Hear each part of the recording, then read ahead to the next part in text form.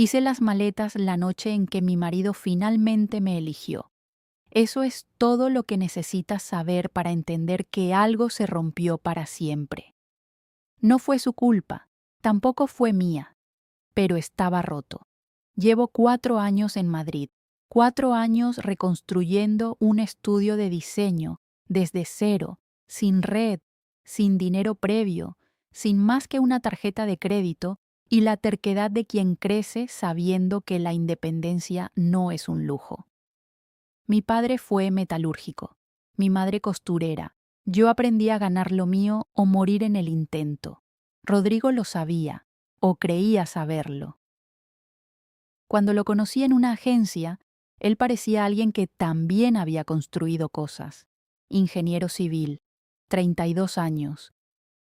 Hablaba de proyectos con la misma pasión con que yo hablaba de briefings. Nos casamos un jueves. Su madre, Marta, lloró en la ceremonia. Pensé que eran lágrimas de alegría. Tardé 3 meses en darme cuenta de que eran lágrimas de pérdida.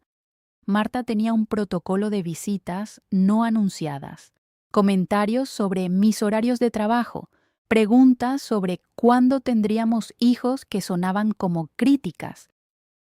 Rodrigo decía que iba a hablar con ella. Nunca lo hizo. Yo registraba cada cosa en un cuaderno, no por paranoia, por precisión, igual que reviso mis proyectos antes de entregarlos. Jueves pasado. Rodrigo volvió de casa de su madre a las 9 de la noche con esa expresión que yo había aprendido a leer. Alivio, culpa, algo más que no tenía nombre. Dijo que ella le había dado un ultimátum, o ella o yo. 30 segundos después, él eligió mi matrimonio, entonces entendí. No fue una elección, fue una respuesta a una amenaza. Y si necesitaba que su madre lo amenazara para elegirme después de 4 años, eso significaba que en algún lugar profundo yo ya había perdido. Abrí el armario sin responder. Saqué la maleta.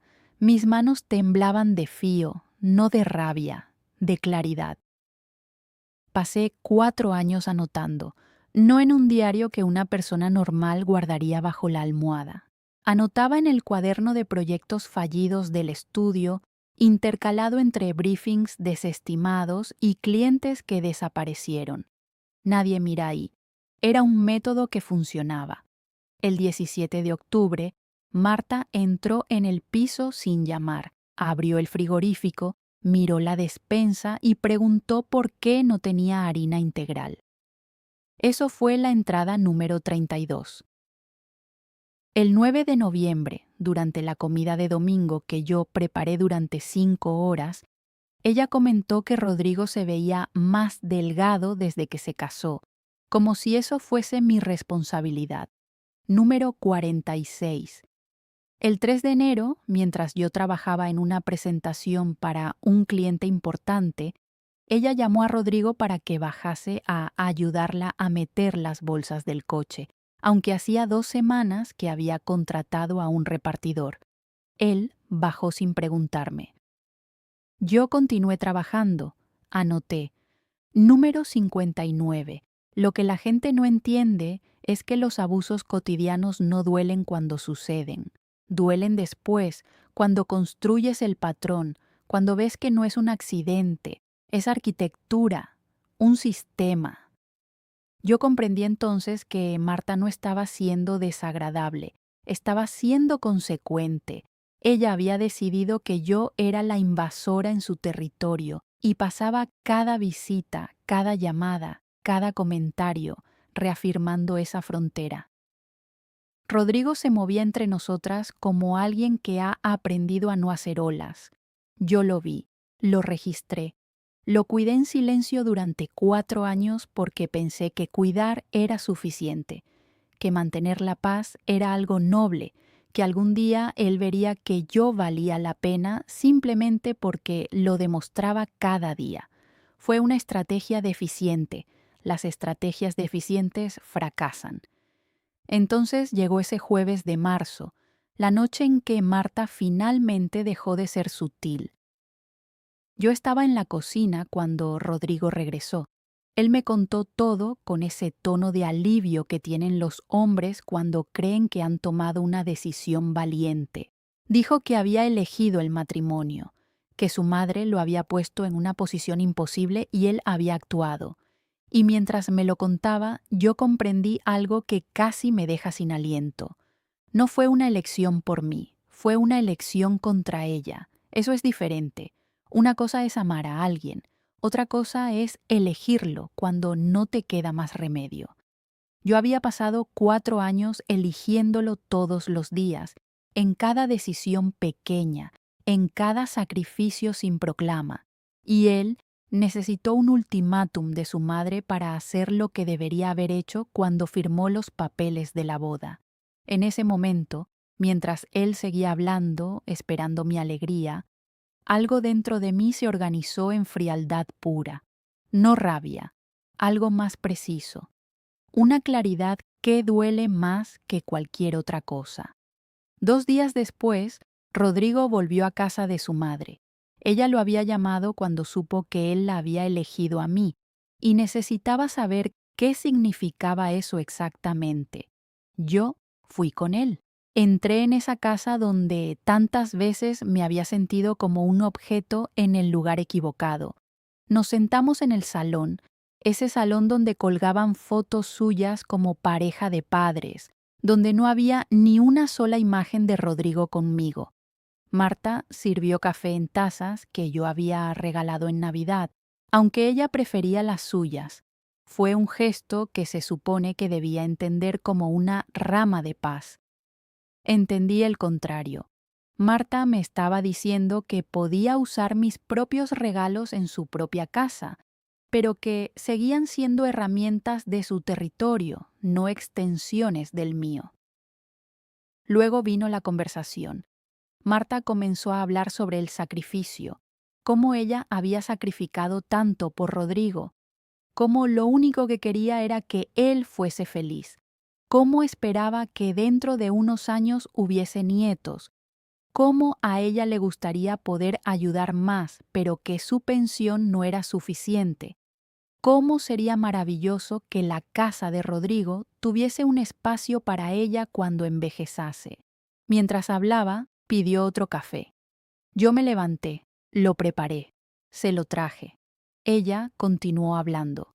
Rodrigo me miraba esperando a ver si yo reaccionaba. No reaccioné. Continué escuchando a Marta enumerar todo aquello que ella había aportado al matrimonio que ella no había contraído, todo lo que ella esperaba que yo comprendiese como mi responsabilidad, todo aquello que ella daba por sentado que yo entregaría. Y es aquí, exactamente aquí, donde yo necesito que te suscribas al canal, porque lo que hice después fue legalmente impecable y moralmente devastador. Fue el momento en que dejé de ser la mujer que Marta quería que fuese, y pasé a ser la mujer que ella necesitaba temer. Me dices en los comentarios de dónde me estás escuchando, porque necesito saber que no estoy sola en esta historia. Se fueron a las 9:45. Marta primero, con el pretexto de cansancio. Rodrigo la acompañó hasta el coche. Yo los vi desde la ventana del salón que da a la calle. Ella se giró antes de entrar, lo abrazó, le susurró algo que no escuché. Él asintió, como si hubiese un acuerdo que yo no había firmado. Cuando Rodrigo volvió al piso, traía los documentos en una carpeta azul, los mismos que habíamos visto en casa de Marta, sobre la mesa baja, mientras ella hablaba de sacrificios y responsabilidades y futuros que no me pertenecían. Una petición de divorcio que ella había redactado como si fuese un acuerdo comercial, división de bienes, custodia de la casa de Rodrigo, visitación para ella, todos los términos escritos con la precisión de alguien que había pasado 4 años planificando exactamente esto. Rodrigo las dejó sobre el escritorio del dormitorio. Dijo que necesitábamos tiempo para pensarlo, que quizá, con ayuda, podríamos entender qué era lo mejor. Luego se fue al sofá a dormir, o a fingir que dormía. Yo escuché la televisión muy baja durante 1 hora. Después silencio. Me quedé sola con los papeles. Los leí línea por línea. Marta había hablado con un abogado. Tenía un plan. Separación por incompatibilidad. División de activos que favorecía claramente a Rodrigo, lo que significaba que ella había hablado con alguien que le dijo que así tendría más probabilidades de que él la viera como la madre sacrificada. Había cláusulas sobre futuras propiedades, sobre herencias, sobre mi responsabilidad de mantenerla si algo le pasaba antes de los 70 años. Marta había escrito un contrato que me convertía en su responsabilidad permanente, aunque yo hubiese dejado de ser su nuera. Yo tenía una pluma en la mano, la pluma negra que Rodrigo me había regalado para firmar el contrato hipotecario hace 2 años. Sentí el peso de ella como si fuese el de una decisión. Entonces recordé el 18 de febrero, hace un mes. Estaba limpiando el baño mientras Marta estaba en el salón con Rodrigo. Me oían, o quizá no, pero ella dijo, con esa voz que solo usaba cuando quería que yo supiese que yo no estaba donde pertenecía: Rodrigo, ¿has pensado alguna vez en lo diferente que sería tu vida si hubieses esperado? Podrías haber conocido a alguien que supiese manejar una casa, que tuviese familia, que no te sacase de tus propias responsabilidades filiales. Y Rodrigo no dijo nada. Eso fue lo que recordé mientras tenía la pluma en la mano. No dije nada. Simplemente no firmé. No en los lugares que ella había indicado. Firmé en otros lugares, en documentos diferentes que tenía guardados desde hace 18 meses. Firmé autorizaciones de venta de la mitad de mi estudio. Firmé transferencias de cuentas conjuntas a nombre solo mío. Firmé una petición de custodia de mis propios bienes que no mencionaba a Rodrigo más que como acreedor de una deuda que él desconocía que tenía. Después, envié todo por correo certificado a la dirección de un abogado, la misma abogada que me había recomendado Débora hace 18 meses, cuando ella percibió lo que yo apenas permitía que mis ojos registrasen. Sellé los sobres, apagué la luz del dormitorio y me senté en la oscuridad del salón durante 4 horas, escuchando al hombre que elegía a su madre a través de mí, fingiendo dormir en el sofá que también llevaba mi firma en los papeles de compra. El silencio de la casa fue tan completo que casi escuché a mí misma respirando. Amanecí a las 6:30 de la mañana sin haber dormido, pero no sentía cansancio, sentía claridad. La clase de claridad que llega cuando tomas una decisión que no puedes deshacer y descubres que no quieres hacerlo. Me duché, preparé el café. El de siempre, el que Rodrigo detesta porque es demasiado fuerte, pero que yo bebo mientras reviso proyectos en la pantalla. 2 tazas, las mismas, los movimientos idénticos de siempre, como si nada hubiese cambiado, pero algo había cambiado. Yo sabía que los papeles iban en camino, que en 3 días máximo el abogado los recibiría, que en una semana Marta recibiría una comunicación que la haría comprender, por primera vez en 4 años, que ella no era la arquitecta del futuro de su hijo, que la arquitecta era yo. Rodrigo apareció alrededor de las 9, con esa expresión que llevaba desde hace días, confuso, esperanzado, culpable. Preguntó si había pensado en los papeles de su madre. Dije que necesitaba tiempo. Él sonrió, como si eso fuese una buena señal, como si el tiempo fuese algo que yo estuviese usando para convencerme y no para organizarme. Marta llamó al mediodía. Preguntó si podía venir a tomar café por la tarde. Dije que sí. Cuando llegó, traje las tazas de porcelana que ella prefiere, las que no me había dejado usar en su casa 4 años atrás porque eran de la herencia de su abuela. Ahora las usaba en la mía como si fuesen naturales.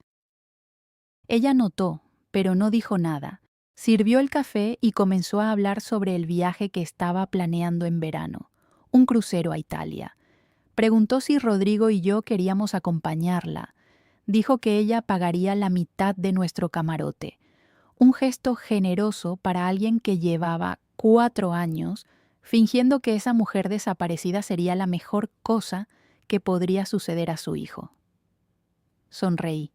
Dije que era una idea hermosa, que necesitaríamos ver nuestros calendarios, que probablemente para entonces las cosas habrían cambiado un poco.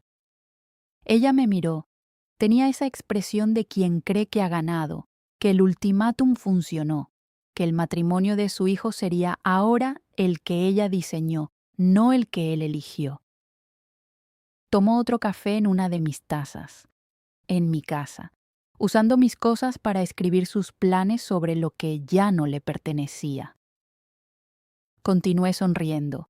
Lo peor fue cuando Rodrigo llegó a casa esa noche trayendo documentos de hipotecas. Estaba mirando propiedades más grandes. Para cuando tuviésemos hijos, dijo, para que su madre pudiese tener un espacio cuando fuese mayor.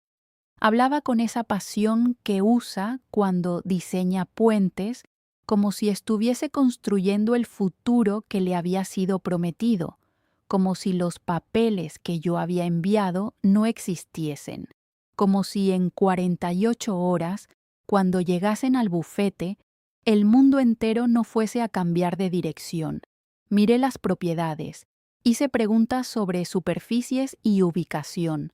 No le dije que cada metro cuadrado que él estaba imaginando ya no era suyo, ni que los números que sacaba su calculadora no cuadraban, porque yo ya había desplazado esos dineros a lugares donde sus manos no podían tocarlos. Simplemente tomé otro café y esperé. Ato 5. El secreto y la vida doble estratégica. Bloque 1. La cena de apariciones. Fue una cena en casa de los Gómez, compañeros de Rodrigo del despacho. 6 parejas en una mesa redonda de caoba, conversación que rebotaba entre hipotecas y proyectos y planes de verano. Yo estaba en el lado opuesto de Marta, lo que significaba que podía monitorizar sus movimientos sin que pareciese que los observaba. Había aprendido eso de ella, observar sin mirar, tomar notas con los ojos. Rodrigo llevaba un traje gris que le había comprado hace 3 años. Todavía le quedaba bien, o quizá simplemente yo había aprendido a no notarlo. La anfitriona sirvió el segundo plato cuando Marta soltó la frase que heló mi columna vertebral. No fue una pregunta directa. Fue algo que dijo mientras cortaba el pollo, como si fuese un comentario casual dirigido a la pareja de su derecha, pero fue para mí. Viviana debe estar tramitando muchos documentos con su estudio. Es complicado, ¿verdad? Papeleos de abogados, transferencias, esas cosas. Yo tomé agua, masticué, no parpadeé. ¿Por qué lo dices?, preguntó Rodrigo, con esa voz que usa cuando algo lo confunde. Oh, simplemente que debe ser difícil dirigir un negocio de ese tamaño sola. A veces esas cosas requieren abogados especializados. He leído que en Madrid hay firmas muy caras para esos asuntos de bienes y separaciones de empresas. El tenedor quedó suspendido en el aire durante un segundo que duró 1 minuto. Marta no me miraba, pero sabía que yo estaba registrando cada palabra. Sabía que yo entendía lo que acababa de hacer. Acababa de tirar una línea de pesca para ver si yo mordía, para ver si la reacción que tuviese revelaba que ya había hablado con un abogado, que ya estaba organizando algo que ella no sabía qué era, pero que olía a traición en su geografía de arrogancia. Dije, con la voz de alguien que revisa un documento aburrido, mi contable maneja todo, las cosas complicadas se delegan. Rodrigo sonrió aliviado. Marta continuó comiendo. Pero después del postre, cuando las mujeres subieron al baño, Ella me alcanzó en el pasillo, sola. Su reflejo en el espejo mientras se lavaba las manos fue el de una persona reconociendo que acababa de perder una mano en un juego cuyas reglas no había entendido hasta entonces. ¿Has hablado con un abogado?, preguntó sin rodeos. Yo estaba peinándome, las manos perfectamente quietas. ¿Sobre qué? Sobre Rodrigo, sobre el estudio, sobre cualquier cosa que yo necesite saber. Me giré. La miré a los ojos y sonreí. Una sonrisa que no tenía nada que ver con la alegría. Una sonrisa que pertenecía a alguien que acababa de darse cuenta de que Marta sabía que algo se movía en la oscuridad, pero no sabía qué, no sabía dónde, no sabía cuándo llegaría. Marta, si necesitases saberlo, ya lo sabrías. Ella parpadeó. Yo salí del baño sin esperar respuesta. Bloque 2. El almacén de las pruebas. El martes siguiente, Rodrigo llegó a casa diciendo que había invitado a Marta a tomar café en el estudio. Para que vea que estás trabajando bien, que estés feliz, dijo, con esa ingenuidad que me partía el corazón cada vez que la escuchaba. Le dije que estaba bien, que por supuesto, que era una buena idea. Cuando Marta llegó, yo estaba en el segundo dormitorio, donde tengo los escritorios, los monitores, las maquetas de proyectos. Ella entró con Rodrigo, mirando las paredes como si inspeccionase un territorio. Me levanté, besé su mejilla, ofrecí café. Ella aceptó. Mientras yo estaba en la cocina, escuché a Rodrigo explicarle mis proyectos. Escuché a Marta hacer comentarios educados, y entonces Marta preguntó dónde guardaba los archivos importantes, los documentos, las facturas, el armario, justo enfrente de donde estaba ella. Yo regresé con el café en las manos, ella se había movido, estaba enfrente del armario, observándolo. No lo había abierto, pero estaba mirándolo como si pudiese ver a través de la madera. ¿Aquí?, preguntó. Sí, es un caos, pero funciona. Rodrigo rió. Marta sonrió. Ella alargó la mano hacia la manija. Mi corazón pasó de 90 a 180 en el tiempo que tarda una mujer en girar la muñeca. Pero antes de que sus dedos tocasen el acero, yo me moví. No corrí, caminé. Pasé un brazo alrededor de su hombro con una naturalidad que no sabía que podía fabricar en ese momento. Marta, ven, te quiero mostrar el nuevo proyecto de branding que estoy haciendo.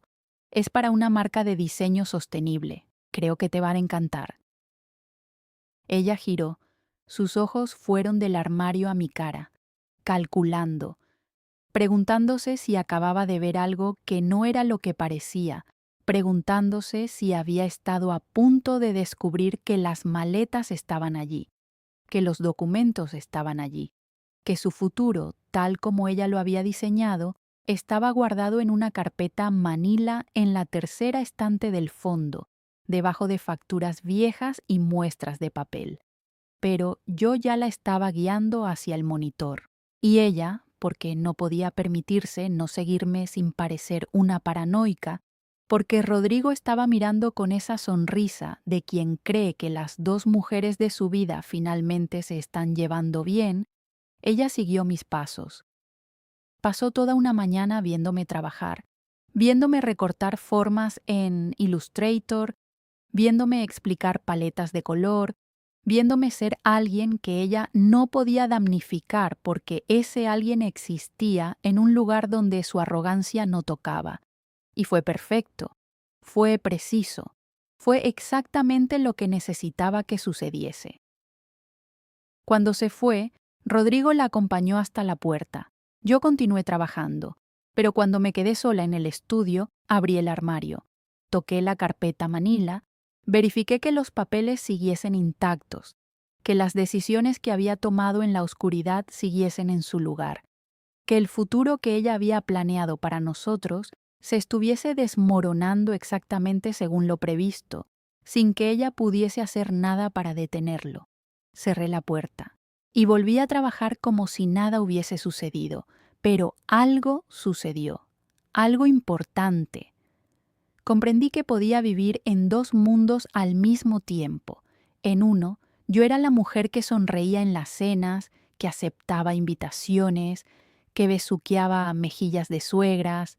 En el otro, yo era alguien que había cortado los hilos hace semanas, que llevaba un plan que avanzaba sin que Marta siquiera supiese que existía. Y el placer de eso, el placer de caminar entre dos realidades sabiendo que una se derrumbaría pronto, que ella abriría una carta de un abogado que no era el suyo, que los números que Rodrigo estaba calculando para esa casa más grande no significarían nada cuando comprendiese que la mitad de lo que creía que tenía ya no le pertenecía. Yo podía esperar. Yo era buena esperando. Yo había estado esperando 4 años. Podía esperar 3 días más. Yo estaba en el estudio cuando el teléfono de Rodrigo sonó a las 3 de la tarde de un martes. No fue una llamada cualquiera. Reconocí el silencio después de que él dijera hola. El silencio de alguien del otro lado que necesita un momento para decidir qué va a decir. Rodrigo se levantó, salió de la sala, pero yo escuché desde el dormitorio cuando su voz cambió. Bajó. Adoptó ese registro que los hombres usan cuando están asustados, pero intentan no parecer asustados. Marta. Era Marta.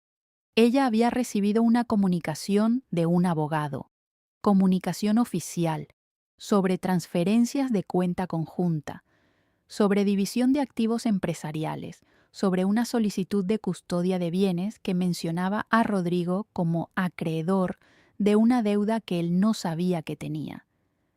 Las palabras salían de Rodrigo como si le quemasen la boca. Confusión, negación, pregunta directa. ¿Viviana sabía algo de esto? Yo continué en el escritorio, mirando la pantalla como si la conversación no tuviese nada que ver conmigo, como si el mundo no acabase de partirse en dos justo a través de la puerta de mi dormitorio. Rodrigo entró 5 minutos después, cara blanca, los papeles de su madre en las manos, impresos, grapados. Preguntó si era cierto, si yo había hablado con un abogado, si había documentos sin su conocimiento, si estaba planificando qué. Ni siquiera sabía cómo terminar la pregunta.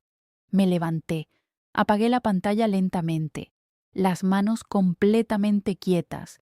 Dije que necesitábamos hablar en el salón. Marta llegó 30 minutos después. No la invité, simplemente vino, como si hubiese estado esperando esta conversación durante 4 años, como si finalmente fuese su momento de entender en qué guerra estaba, y que la guerra había comenzado hace semanas sin que ella hubiese escuchado un solo disparo.